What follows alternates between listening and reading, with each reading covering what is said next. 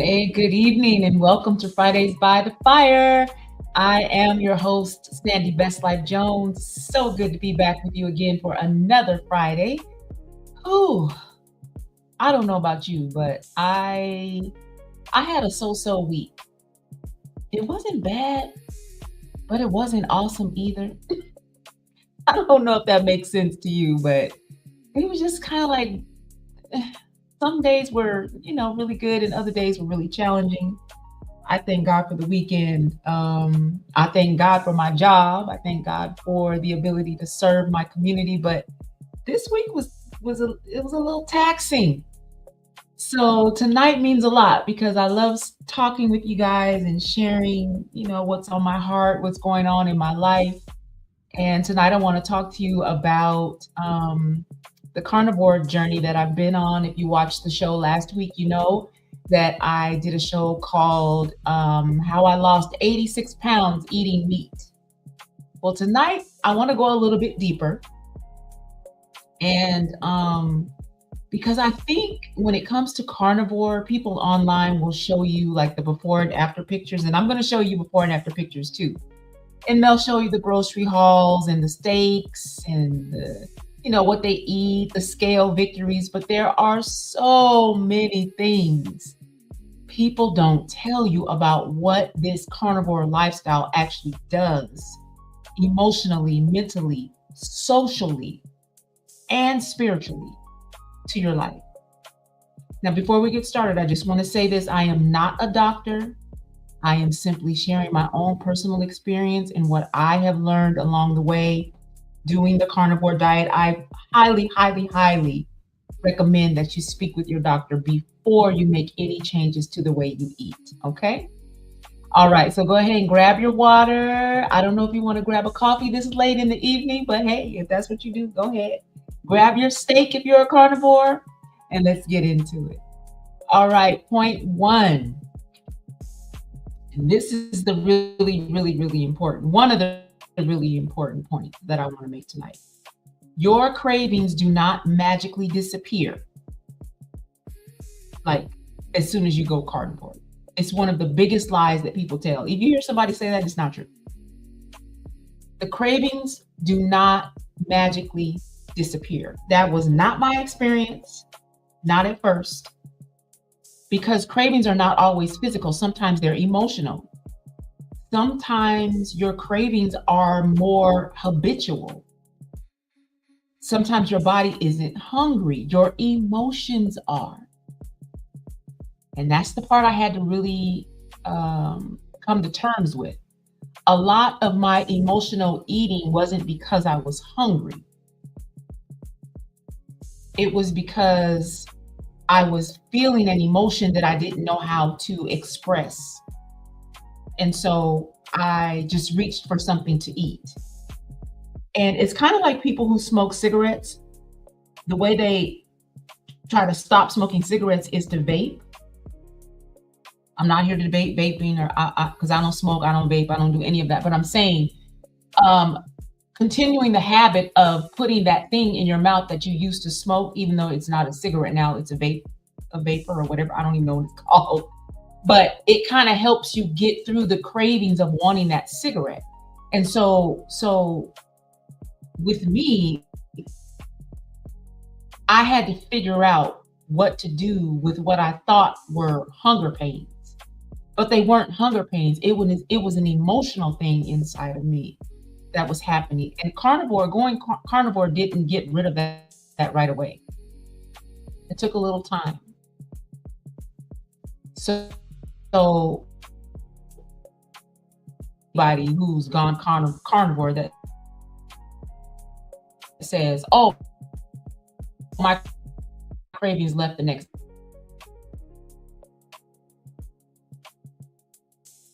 day." I don't know anybody. If you hear anybody saying, "Here's what I do know to trigger eating," stress,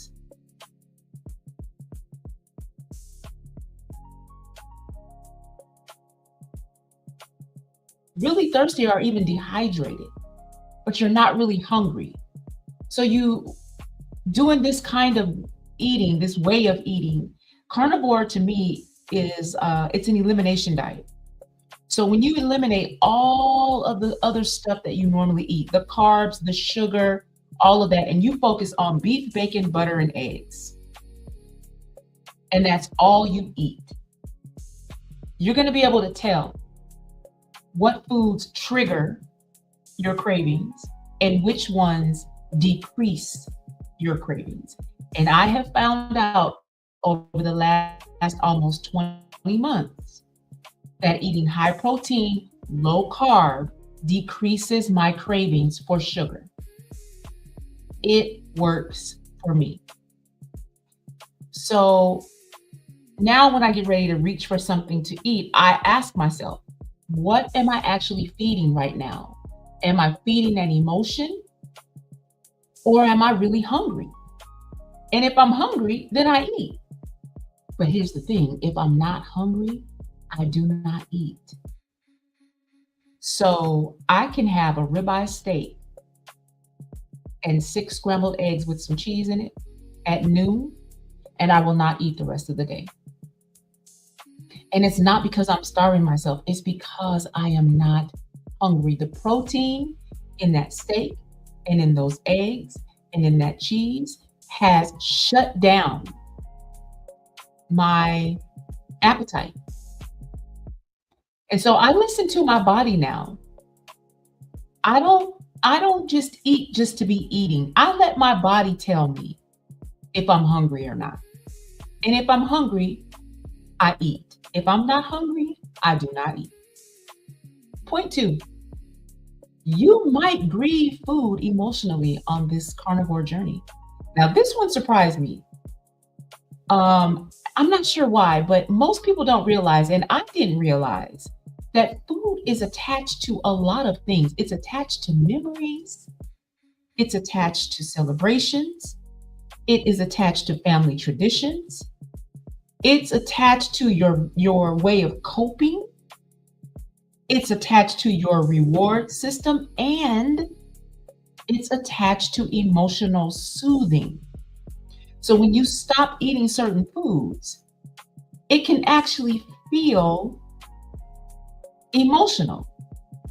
And you may not understand what I'm saying. I didn't understand it either. It took me a while, but what I realized was I wasn't hungry for cake. I was hungry for comfort.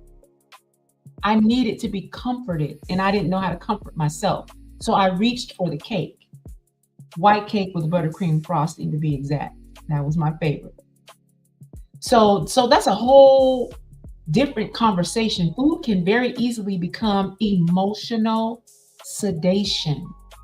I found this out when I eliminated everything else and only focused on beef, bacon, butter, eggs, a little cheese.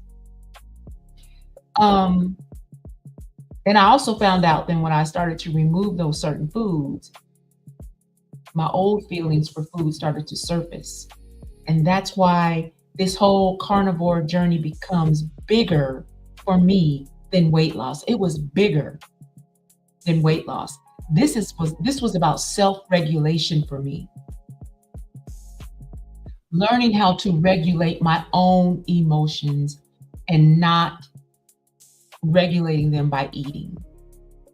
It was hard. But what made it a little bit easier is that the way I was eating decreased my appetite and decreased my cravings. So it made it more bearable for me. I hope that makes sense. Point 3. When you go on the carnivore journey, all of a sudden, all your friends and family become nutrition experts. Now, let's just talk about this. Let's talk about this. I'm telling you, the minute you say, I'm doing carnivore, everybody becomes a doctor, a nutritionist, a scientist, a concerned citizen. People will say that's too much meat. It can't possibly be healthy. How do you get your nutrients?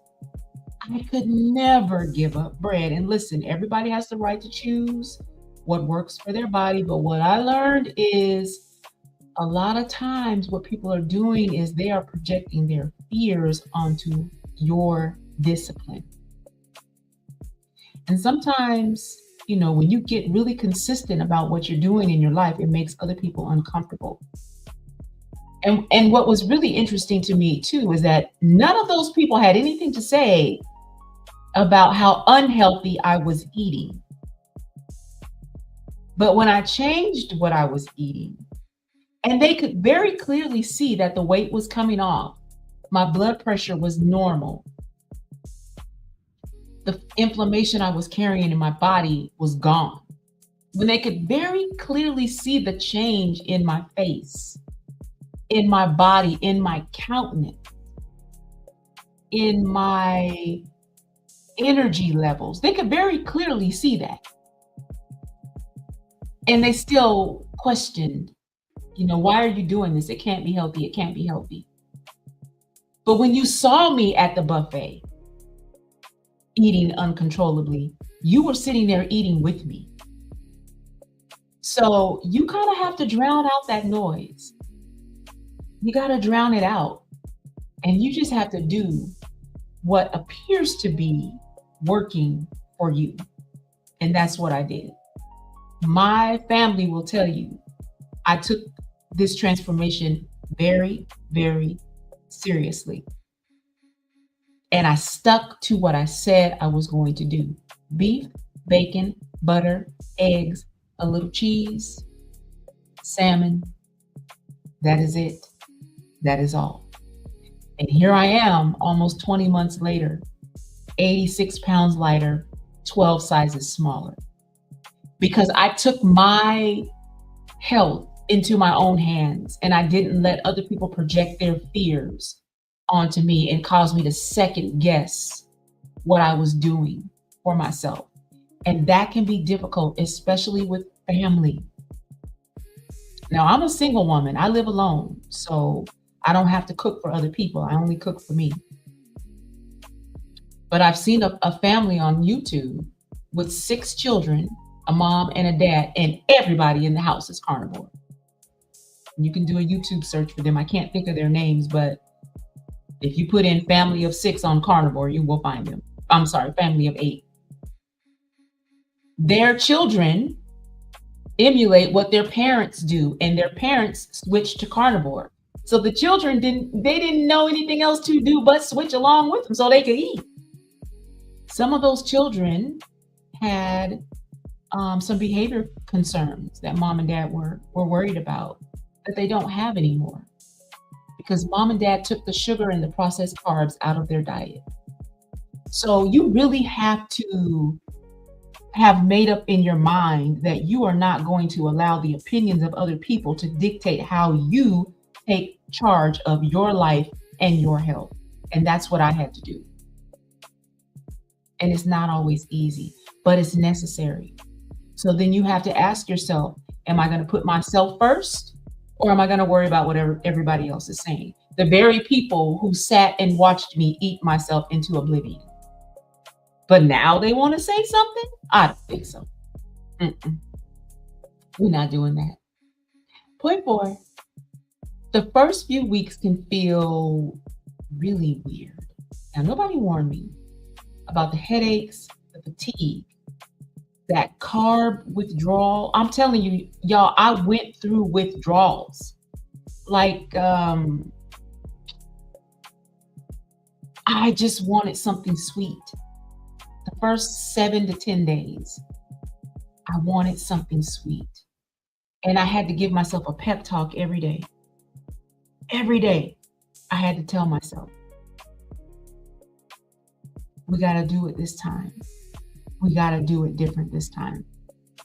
We got to do it different this time, Sandi. We have to. Your life and your health depends on it. I knew what my blood pressure was. I knew where my weight was. I knew that by the end of my day, every day, my legs and my ankles were swollen.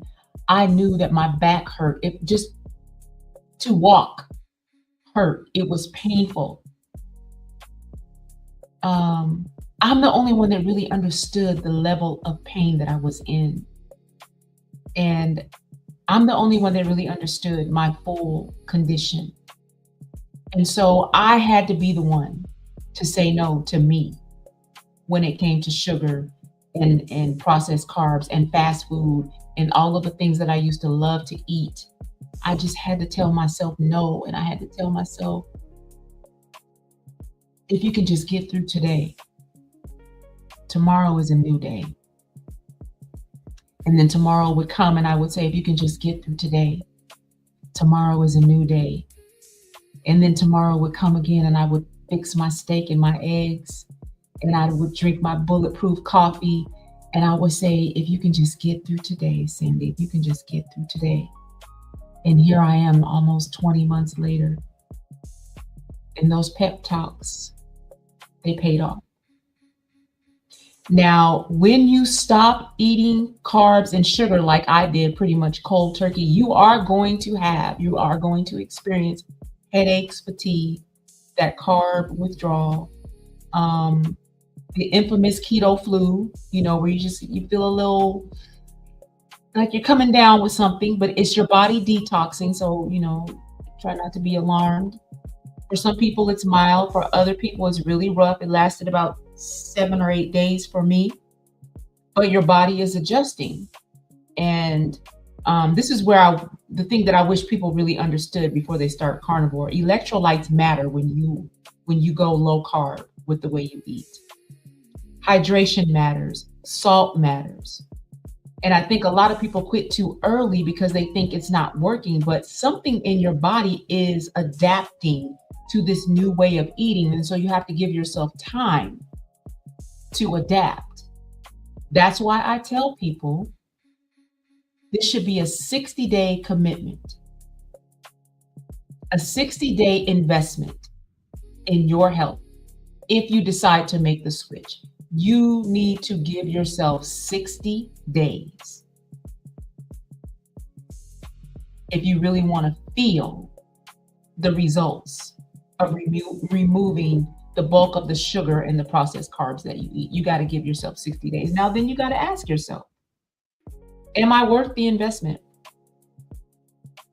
Am I worth taking 60 days out of my life and changing what I eat so that I can start to feel better? So I can possibly bring down my blood pressure. So I can release this inflammation on my body that's making my joints hurt. Am I worth this 60-day investment? That's really what it is. That's what it boils down to. Am I worth the investment? I said to myself, yes, I am worth the investment. But you have to figure that out for yourself. I can't tell you if you're worth the investment or not. That's something that you have to ask yourself and then come to your own conclusion. Point 5, your relationship with hunger changes. Now, this was huge for me. I realized, you guys, that I used to eat constantly. Like, I was eating 5 or 6 times a day. Now, when I started carnivore, I was working in the office. I work from home now, but when I started 19 months ago, almost 20 months ago, I was working in the office. And so my job is pretty fast paced. It can be really stressful. So I had a drawer full of food at my desk. I always had food at my desk. But then there were restaurants all around me. And so before I got to work, I would stop and get breakfast. And breakfast was usually a breakfast sandwich from somewhere, probably 2 breakfast sandwiches. The fried potatoes or French fries or whatever I felt like I wanted to eat. I remember I used to eat French toast sticks from Burger King. Like the nastiest thing you could possibly think of. That's what I would eat every single morning. And while I was sitting there eating breakfast, I'd be thinking about lunch. What am I going to have for lunch? Lunch was usually a triple from Wendy's. I'm not joking, y'all. Matter of fact, I'm going to show you this picture so you can see. When you see this picture, you're going to understand what I mean when I say I was so sick. I was sick. The picture on the top right and the picture on the bottom right, that's me in 2024 before I started carnivore. 280 some pounds. I was so sick and I was in so much pain. Every part of my body hurt because I had so much inflammation in my body. The picture on the left is me in April of this year, last month. And I'm telling you, after about 8 or 9 days on carnivore, I could feel the inflammation leaving my body. I didn't have sciatica issues anymore. I didn't have back pain anymore after just 8 or 9 days. My legs didn't hurt. My feet didn't hurt. My head did not hurt every morning when I woke up. I woke up with a headache every morning for years because I had eaten so many carbs before I went to bed the night before. And you can really see it in the top right picture. I was very sick. I was very unhealthy. I was sad. I was depressed. I felt like I was never going to get well because I had tried every diet known to man and I just couldn't stay with it. And the reason I couldn't stay with it is because I wasn't eliminating the right foods. But carnivore helped me understand that I did not need plants, that I did not need fruit. What I needed was some protein in my body and the least amount of sugar and the least amount of processed carbs possible. When I made that discovery and it clicked in my head, and after day 9, I could get up out of bed and not be in pain. I knew I was going to make it the rest of the way. I knew it. And I kept going. Was it easy? No. But my friend Dr. Glenda Shepard says staying unhealthy is hard. Getting healthy is hard. Choose your heart. I chose the difficult road of regaining and reclaiming my health. That's what I chose. So this opportunity is just like any other opportunity. It's your choice. It's your decision, just like it was mine. I can't tell you what to do. I can't make you do anything. Nobody can make you do anything. And this is what I want, family members to understand. You trying to police a grown person's food is insulting. It's offensive. It's not your place. It's all right to tell the person that you love that you are concerned about their health. But to police what they eat, to constantly make comments about what they eat, it's offensive. Just like people who see me now, who come up to me and say, "Oh, you need to go eat. Oh, you need to eat. What do you mean you don't eat vegetables? You need vegetables." No, I don't. Clearly now I know what I need to be eating. So I just want people to be cognizant of the way they speak to people that they say they love. It's all right to love them, but remember that they are adults and they have their own choices and their own decisions to make. And if they decide to start carnivore or keto or the Mediterranean diet or whatever they decide to do, just be supportive. It's not always necessary to share your opinion because at the end of the day, it's their decision. It's their body and it's their health. But I realized that I was constantly snacking, nibbling, sipping, crunching, treating myself, rewarding myself. And it took me eliminating probably 80% of what I normally would eat, probably 90%, to really see how much and what all I was eating. It was shocking.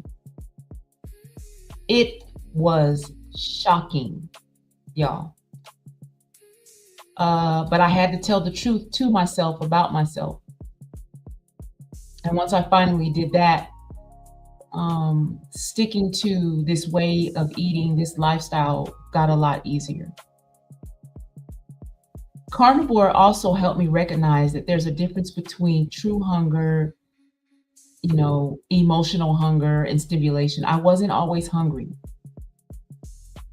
Sometimes I was just used to constantly consuming something, constantly eating something. And honestly, that realization spilled over into other parts of my life too, because sometimes we overconsume with food, entertainment, social media, relationships, just flat out noise.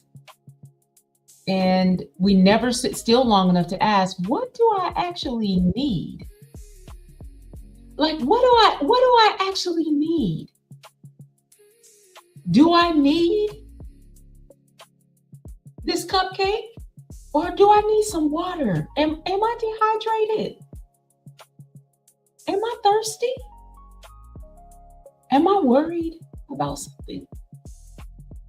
Is something bothering me? Am I scared? Am I scared about something? We got to get in the habit of asking ourselves why the emotion that's coming up is coming up. What is this? Why am I feeling this? That's what I had to do. I had to start asking myself, why? Okay, what's going on here? Before you reach for what you would typically reach for, what's going on in your body? What's going on in your mind? What's going on in your spirit? What's troubling you? Stop and ask yourself that before you pick up whatever that food is that you're about to eat. Point 6, weight loss is not always linear. This is important because social media can make people feel really discouraged. Because some weeks you lose weight, some weeks you stall, some weeks the inflammation shifts, some weeks your hormones get to talking, especially for women. And I had to stop obsessing over daily fluctuations and focus on consistency, focus on the healing that was happening in my body, focus on my increase in energy, my decrease in inflammation. My sleep got better. My mental clarity was so much better. So much better. So I had to start focusing on that. And what I did to not obsess about the scale is I decided that I would only weigh myself once a month. And I still do that to this day.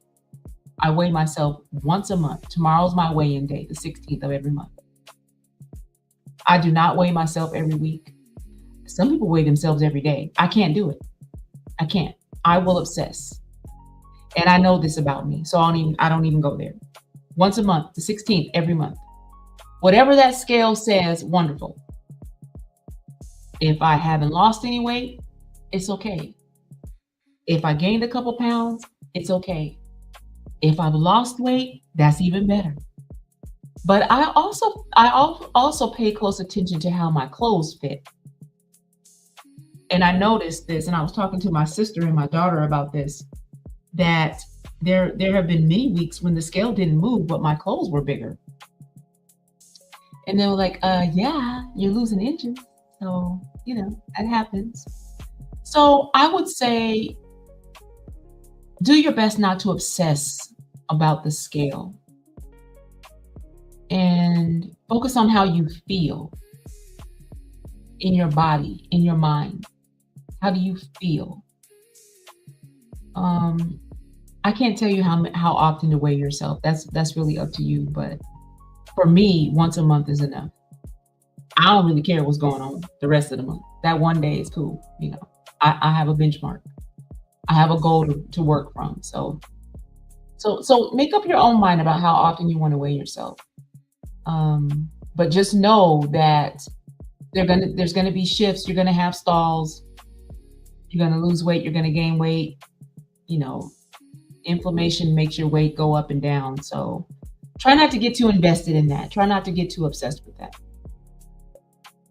Point 7, carnivore can increase your confidence. And I'm not just talking about your appearance. There's something really powerful. And hear me when I say this.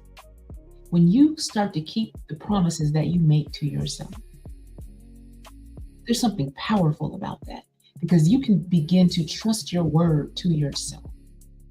I could not trust my own word to myself because I had started and stopped so many diets. I didn't trust myself.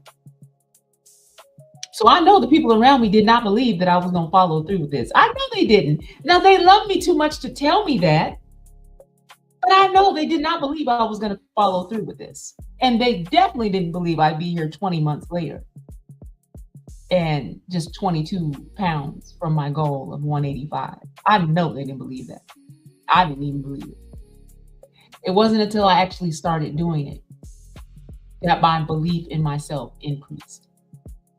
So there's something powerful about keeping promises to yourself. There's something powerful about developing self-discipline, honoring your body, and seeing yourself follow through with what you said you were going to do. This is what changes your confidence too. It's not just the way you look. Now, the way you look changes your confidence too. Now, I ain't gonna lie. It does. You start to lose that weight and you got to start buying new clothes. That changes your confidence too. But just the mere fact that you kept your word to yourself and you are exercising the discipline that it takes to change your lifestyle, not just your diet, but to change your lifestyle, that will increase your confidence too. You start to trust yourself differently. And, honestly, sometimes weight loss isn't just physical weight, it's emotional weight, it's shame. I carried a lot of shame, because I thought that my weight was a reflection of my love that I had for myself. And it wasn't. I had an addiction. I was addicted to sugar. I was addicted to carbs. That's what it was.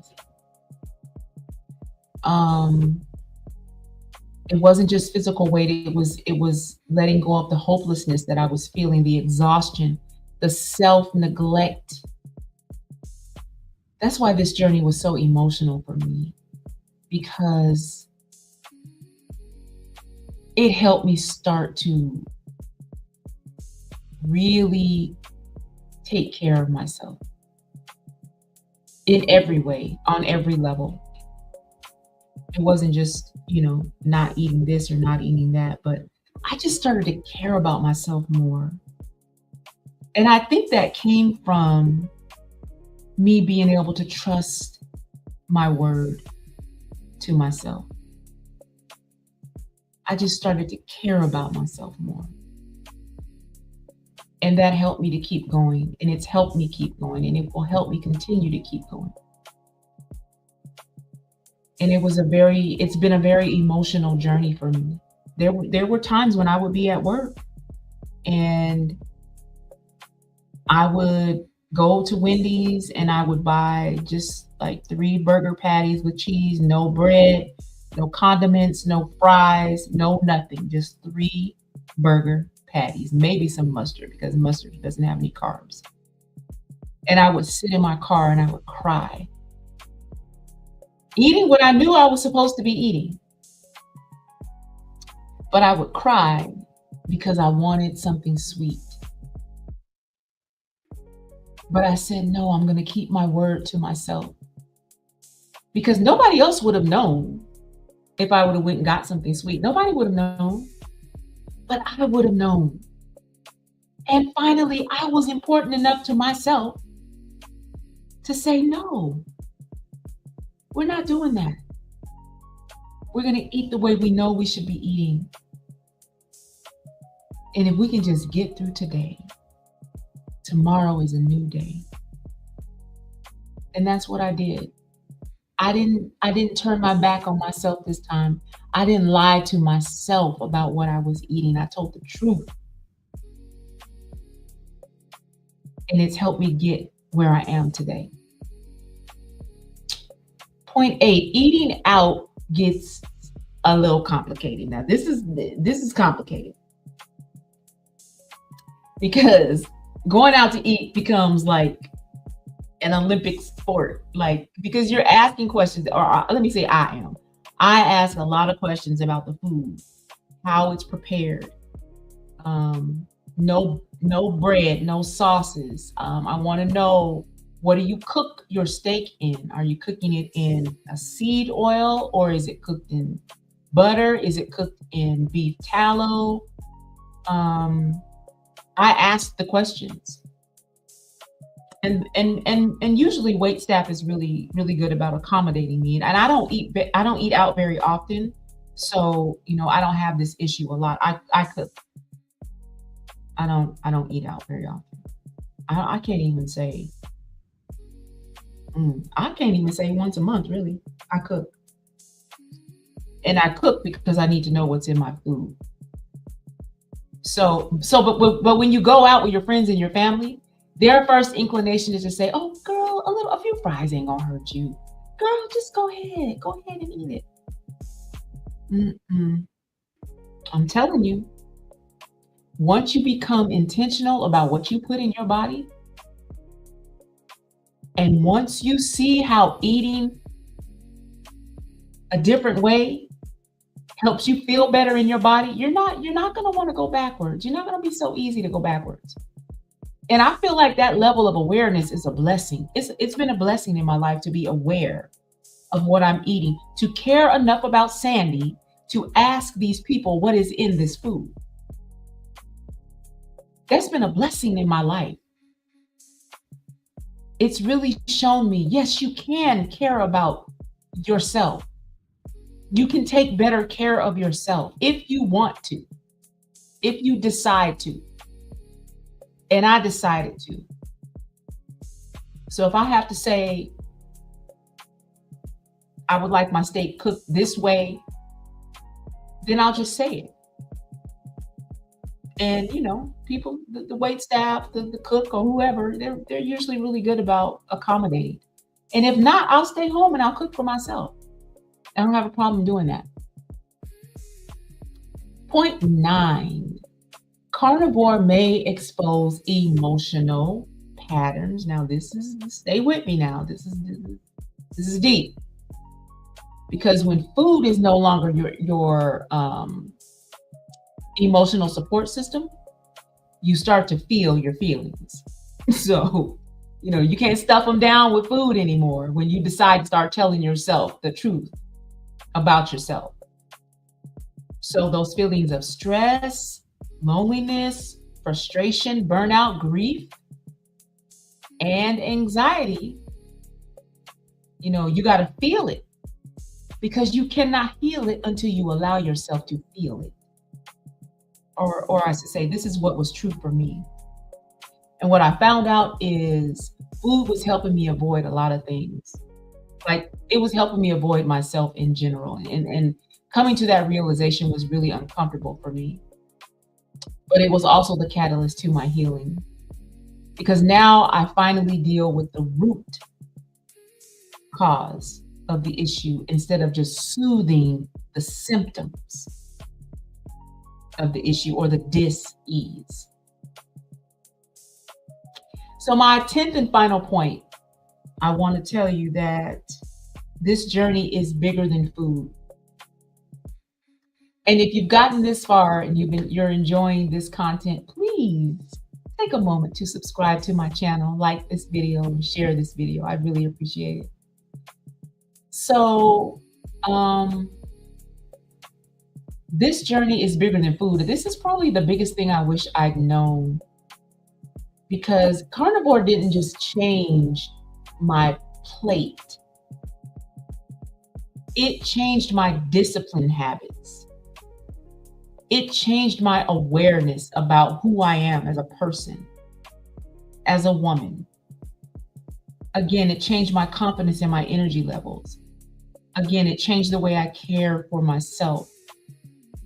And I kept telling myself, and I keep telling myself, I don't have to be perfect because I'm not changing the way I eat to punish myself. It's not just about trying to become skinny to make me feel like I deserve love or whatever. You know how we feel sometimes. Ladies, you know what I'm talking about. This is more about learning how to honor your body better. That's the real transformation. When you learn how to honor your body better, that's when you know transformation is happening. When you finally say to yourself, nobody is going to esteem me higher than I esteem myself. That's when you know you're ready for change. So if you've been curious about the carnivore diet, maybe this is your sign. Just to simply start learning more about it. And if you've already started, give yourself some grace. Healing takes time, discipline takes time, transformation takes time. But every healthy decision that you make matters, whether it's about what you eat or who you allow to occupy space in your life, whether it's about how you talk to yourself, how you treat yourself, how you treat other people, whatever it is. If it's moving you towards a healthier you, it matters. And change like this only comes about one day at a time, one healthy, responsible decision at a time. And I just know this to be true because I am doing the work. I'm doing the work now. That picture on the right was me in, I think, May of 2024. Picture on the left is me on Mother's Day this year.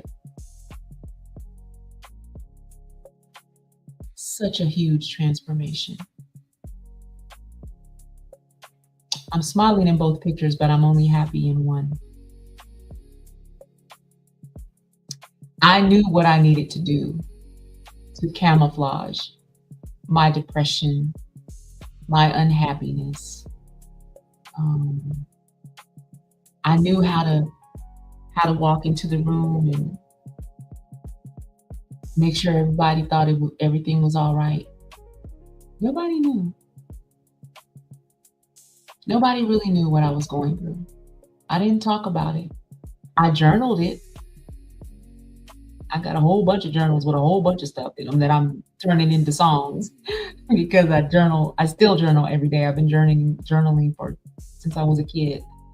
And so I wrote it down, but I never really talked about it. But that girl on the right, she was really sad. But I've given her permission to fade to the background. I've learned the lessons that I needed to learn from her. And now I'm moving on in my new body, with my new mindset, with a new level of respect for myself, with a new level of honor for myself. I don't beat myself up. If I eat something that has sugar in it, okay, we gonna enjoy it while we eating it. I have been having this thing with fruit snacks lately. I don't know where this has come from. I don't know, but I have this thing about fruit snacks. And so I said, are you gonna beat yourself up about a little pack of fruit snacks? Or you're gonna eat these fruit snacks and be like, okay, whatever. So 98% of what you eat is carnivore, and this little 2% is this pack of fruit snacks. So I don't beat myself up about stuff. I just I just remind myself that I'm human and that this way of eating is my lifestyle now. So I'm not really worried about a pack of fruit snacks. I don't beat myself up about that anymore. I'm so grateful. I'm so grateful for a second chance at life, for another opportunity to treat my body right, to treat my mind right, to love on me the way I deserve to be loved, to feed my spirit what gives me peace. And I've gotten to the point where food is not on my mind 24/7 anymore like it used to be.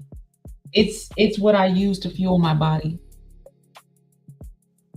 I don't live to eat. I eat to live now.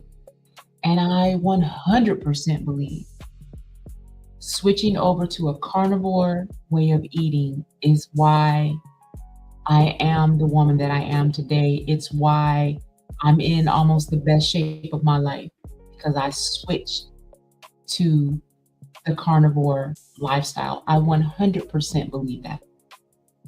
I've tried every diet. This is the only one that worked for me. Doesn't mean it's going to work for everybody, but I'm telling you, it worked for me and it is working. And I'm going to keep walking every day and I'm going to keep eating my beef, bacon, butter, eggs, a little salmon, a little lamb, a little cheese. I'm going to keep drinking my gallon of water every day. I'm going to keep going.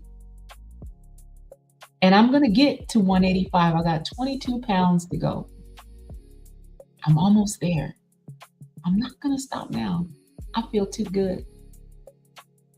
So I hope tonight's episode of Fridays by the Fire was informational for you. I would say do your homework. I would say do your research. That's what I did. I went on YouTube. I found Dr. Ken Berry. I found Dr. Anthony Chafee. I found the Steak and Butter Gal. Several other carnivore, what I call experts with air quotes. And they helped me. They really, really helped me understand what this is, why it works, and then how to get started. So that's what I would say for you that are curious about, if you can sustain this kind of lifestyle. And sometimes people say, well, isn't it expensive? I don't spend nearly as much money as I was spending eating fast food 3-4 times a day. I don't. So I think that's a myth. So I'm here to bust that myth. It's just not true. It's just much simpler for me. It's just so simple. I don't have to wonder what I'm going to eat. I don't wonder what I'm going to eat. I don't stress about what I'm going to eat. I don't obsess about what I'm going to eat. I cook my food the night before or the morning.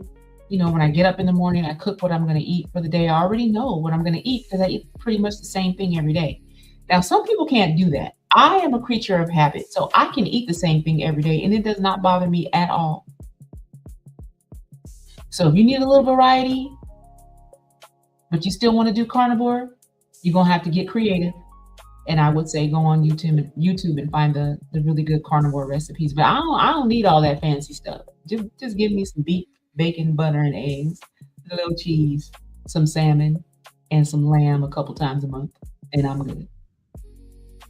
So thank you for joining me tonight for another episode of Fridays by the Fire. In the meantime, y'all be good. We're going to go out with my song that I wrote. It's called I Am Enough. And I want to make sure that you know it doesn't matter what size you are. It doesn't matter your educational level. It doesn't matter your relationship status, your socioeconomic status. None of that matters. What matters is how much you love you. I want you to know that you are enough. God bless you. I'll see you next time. Don't you worry about what tomorrow holds. Birds still get their breakfast, and flowers still unfold. So I'm laying it down, this heavy little crown. If you feed the sparrow, you'll cover me now. I'm breathing again, I'm letting it go. You know what I need before I know I am enough, enough, enough. Held in your love, your love, your love. Seek first the kingdom, love will come in time. So I trust you now, I trust you now. Lead me somehow, lead me somehow. Today is enough, my life is in your hands. I used to chase to win, thought they owed me more. Tried to force the door till you opened my eyes. Show me I matter, I am the prize. No more fear in the dark, no more running away. Showered with mercy, covered in grace. You know my secrets, still love who I am. So why would I panic when I'm in your plan? So I'm laying it down, this heavy little crown. If you feed the sparrow, you cover me now. I'm breathing again, I'm letting it go. You know what I need before I know I am enough, enough, enough. Held in your love, your love, your love. Seek first the kingdom, love will come in time. Ooh, I trust you now, I trust you now. Lead me somehow, lead me somehow. Today is enough, my life is in your hands. Ain't crying no more if you close that door, close that door. It was never my door, never my door. Look at the field, look at the birds. You were faithful then, always put me first. I don't chase what fades, I choose what remains. I'm covered in grace, trust in your word, seeking your face. I am enough, enough, enough. Held in your love, love, love. Seek first the kingdom, love always comes on time. I trust you now, I trust you now. Lead me somehow, lead me somehow. Today is enough, my life is in your hands. Yeah, I'm enough, orders my steps. Yeah, I'm enough, he knows what's next. Seek first, I rest. No stress, I know my life is in your hands.